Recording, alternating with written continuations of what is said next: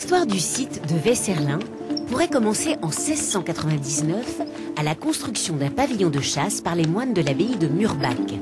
Sur cet axe qui conduit de Bâle à Paris, un lieu stratégique appelé à vivre un incroyable développement. En 1762 arrivent les protestants. Ils ont dans une de leurs valises le coton qu'ils ont découvert en Amérique, cette jolie fleur, enfin fausse fleur. Ils la ramènent d'Amérique et puis ici ils vont filer, tisser le coton en cotonnade, en belle toile blanche.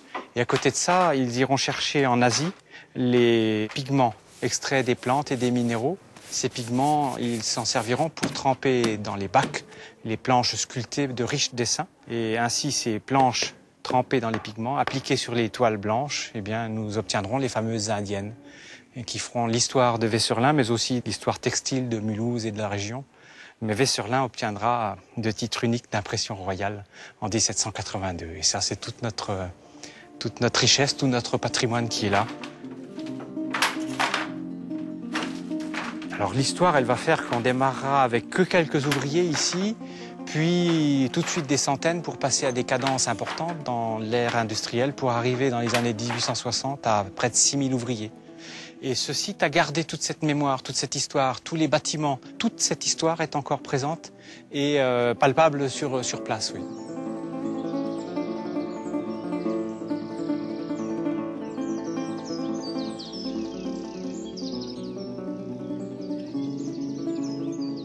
Après cette fermeture qui est récente, en fait 2004, et ouverture 2005, eh bien depuis nous avons 250 salariés et 60 entreprises qui travaillent ici sur place. De façon à faire revenir ici cette capacité à pouvoir créer, dessiner, aller de l'avant.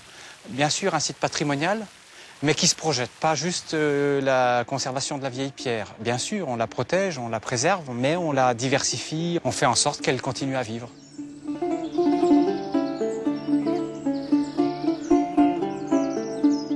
Le parc de Weserlin est un lieu mixte dans son approche puisque bien sûr l'industrie textile, bien sûr la production de tissus, mais à côté de ça, les patrons ont su construire un parc des jardins et tout ça dans un écrin de verdure. Et je pense que les patrons se sont installés, la famille Gros et la famille Roman, pour justement se poser dans cet écrin de verdure. On est à quelques kilomètres de Mulhouse et à quelques kilomètres de Colmar, mais malgré tout, on est bien dans une vallée vosgienne. Et puis dans les montagnes autour, ils vont y semer comme un jardinier sait le faire, il se met quelques graines ou planter quelques arbres remarquables comme des hêtres pourpres pour marquer de leur tâche et de leur empreinte de leurs mains, marquer ce panorama qui est ici.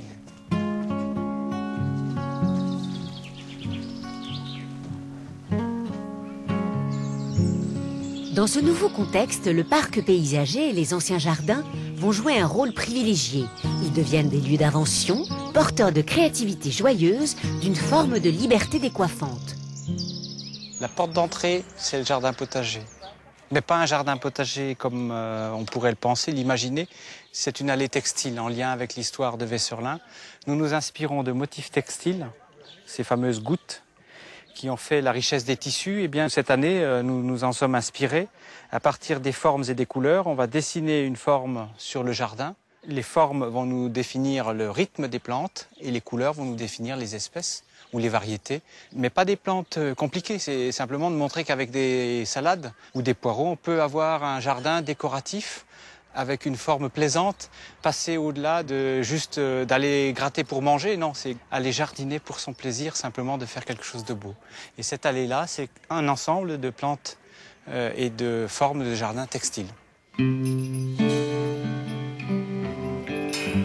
Chaque année, le Festival des Jardins Métissés propose les créations éphémères d'artistes plasticiens, de designers, de paysagistes triés sur le volet. Ainsi, au regard du public, l'image du lieu ne se fige pas. Le Festival des Jardins Métissés, c'est toute l'histoire des 9 années passées. De façon à faire vivre cet espace patrimonial, nous avons créé ce festival, la fête des jardins métissés. Il y a le mot métissage, le choc des cultures textiles entre l'Asie, l'Amérique, l'Afrique, l'Europe, et puis le métissage des matières, le lin, le chanvre, le coton, le métissage dans le jardin, les fleurs, les fruits et légumes. Tout ça relié avec du tissu, du tissage, c'est bien ce qu'on a vu dans le potager. Cette année, le thème des cabanes, eh bien les cabanes sont textiles. Elles sont en lien avec la mémoire, puisque là, nous avons des fils tendus pour symboliser ces cabanes.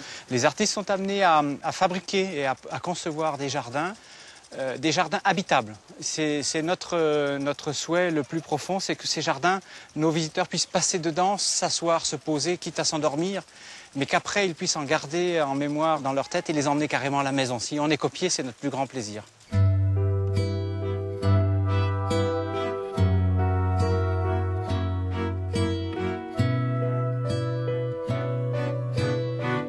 Le festival a redonné vie au site. Ce grand site textile qui a un musée dans lequel on raconte l'histoire de l'impression à la planche et l'histoire du textile dans les vallées vosgiennes avait un peu de mal à se développer. À côté de ça, nous avions un jardin en friche, un parc de 15 hectares dans le cœur. Eh bien, l'idée a été de le rénover, ce parc, et de l'habiter, de le faire vivre avec un festival, mais aussi d'autres événements. Donc ça, c'est comment on va faire pour que ce jardin ne soit plus simplement accessoire sur le site de Vessurlin dans le textile, mais principal, oui. Comme les patrons, la famille Gros et Roman auraient pu le concevoir ou l'ont conçu au XVIIIe et XIXe siècle. Oh, say, can you see my star?